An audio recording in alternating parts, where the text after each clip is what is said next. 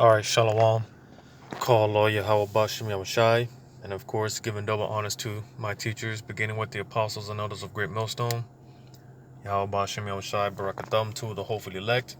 And I just want to first and foremost put the disclaimer that I'm not an official member of Great Millstone. I'm not a part of any camps, but I do learn and study under the doctrine of Great Millstone. Just want to put that disclaimer out there because you've got a lot of wolves in sheep's clothing. All right. But nevertheless, Spirit told me to do these videos to edify, hopefully edify the flock of Yahweh Bashim Shai. But nevertheless,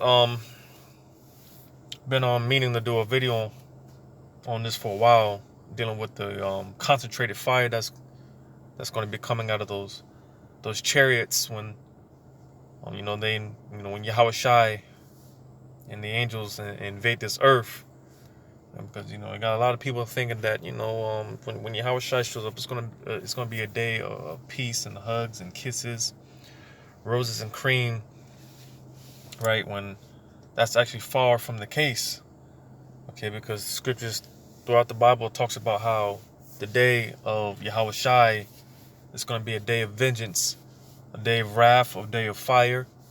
All right, and there's one precept that talks about how Yahweh Shai is gonna be coming with the with the fire. All right, but so I just wanted to touch on this in this video. Just some of that fire that Yahweh Shai is coming with is the concentrated fire from those chariots, those laser beams. All right, and I haven't seen this movie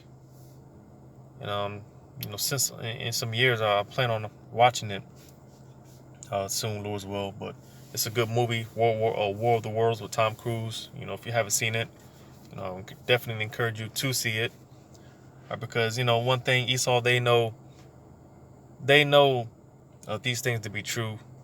All right, they know that eventually this earth is going to be invaded by so-called black men. All right, and it's going to be all-out war. So they know these things. That's why they make these movies. Like I said, a good movie here, a War of the Worlds. All right. So yeah, go ahead and get into the precepts. So again, because you gotta, the Apostle Gabari always says you gotta be a visionary in this thing. So that's why I wanted to play that clip. Just to give us some type of a visual of what's going to be taking place when Yahweh Shai shows up with those chariots. A matter of fact, I actually saved them up in bookmarks, so I'll just go ahead and start with Isaiah 66:15. It says, "For behold, Yahweh will come with fire and with his chariots like a whirlwind." And those chariots, again, what the world ignorantly calls UFOs. All right. This is one of the things that Yahweh Shai is showing up with the innumerable amount of chariots. And I always put it like this to people: when those chariots show up, they're going to be doing two things. They're going to be delivering the elect, the 1/3, and I put it like this: they're going to come to search and destroy. All right. And again, they're going to be gathering up the elect and sending out those fires, those laser beams, concentrated fire. All right. This is what the chariots are going to be doing when they show up. With the day of Yahweh Shai. All right. It says, "And with his chariots like a whirlwind to render his anger, with fury and his rebuke with flames of fire." All right. Now it's going into that concentrated fire. All right. Before I get the rest of the precepts, I'm gonna get this in what is that? Second Ezra, 13th chapter. Let's see where I can start.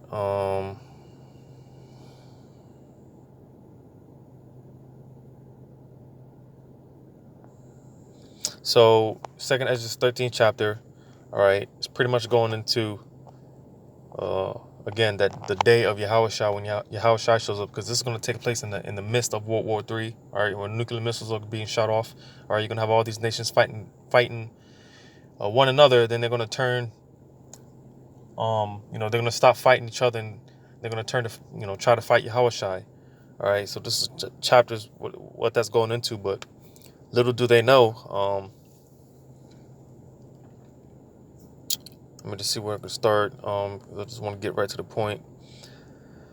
So again, Yahushai shows up. He's showing up on a massive chariot. All right, a chariot so big that when he seen this vision, he thought that it was a mountain because it was so massive. All right, and recently this year, you had a so-called UFO, which some of us, me personally, I do believe that that could very well be the father ship or the ship that Yahushai is going to come with. But again, it's just a personal belief. But nevertheless, okay, here it is. Outside of verse 10, it says, "But only I saw that he sent out of his mouth." So again, this is when the different nations during World War III, all right, they're fighting each other. Then Yahushua shows up, and then this is when they stop fighting one another, and they all turn their attention towards Yahushua. All right, but this is what's going to take place.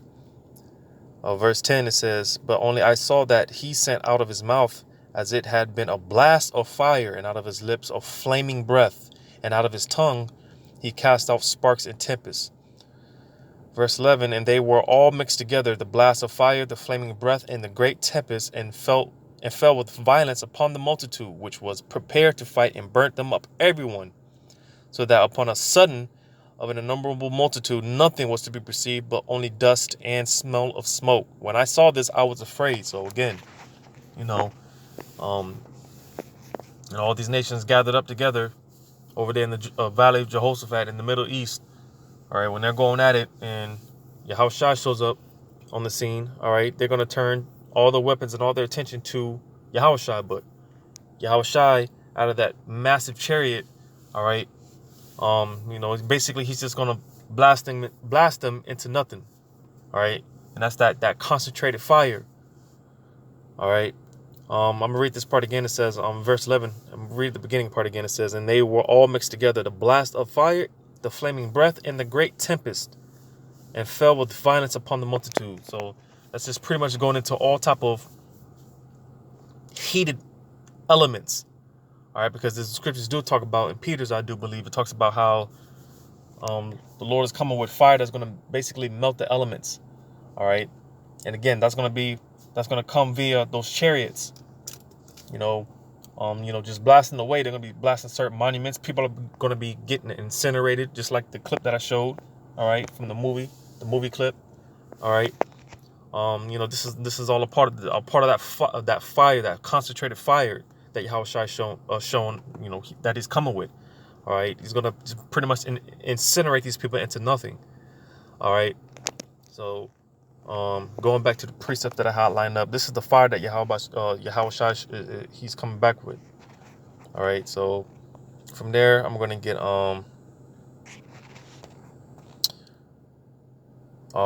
2 Thessalonians 2:8. It says, "And then shall the wicked be revealed, whom the Lord shall consume with the spirit of his mouth." And the wicked right now, which is Esau, Edom, all right, he's currently being revealed, all right, via the mouth of Yahweh Shem Shai, the spirit of the Lord, which is through the prophets, all right. And it says, "And it shall destroy it with the brightness of his coming," all right, because again, the day of the Lord, the day of Yahweh Shai, is going to be a day of just. Scriptures talk about how, the Lord, he's going to be yelling and screaming, and there's going to be blood and guts and just lasers and chariots. It's going to be a day of just, all hell. It's going to be a chaotic day, a noisy day. I mean, a day with, you can say with a lot of lights. All right. Again, that concentrated fire from the chariots. All right. So on to the next precept, Zechariah 9:14, because that concentrated fire can sometimes be referred to as arrows or lightning. All right, So I'm going to get this in Zechariah 9:14. It says, and Yahweh shall be seen over them, and his arrow shall go forth as the lightning. And Yahweh the power shall blow the trumpet and shall go with whirlwinds of the south. All right, so you see, because again, the two things that the chariots are coming to do is to seek and to destroy. All right, just like in that movie Independence Day, when the earth was invaded by so-called UFOs. All right, you had some of those so-called UFOs, that were shooting down certain monuments and the White House and other places. All right, that's what they're going to be doing.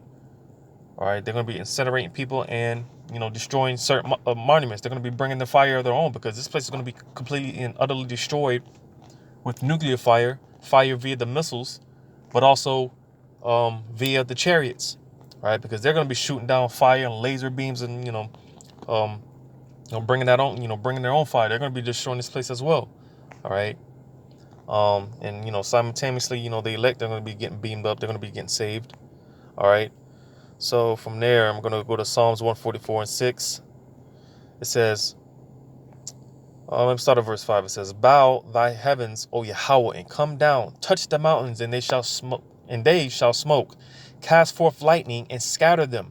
Shoot out thine arrows and destroy them. Okay, and again, that concentrated fire, because when you read the account, all right, pretty much King David, it was a situation where, he cried out to Yahweh Shemel Shai for help, and the Lord sent chariots to incinerate his enemies. All right.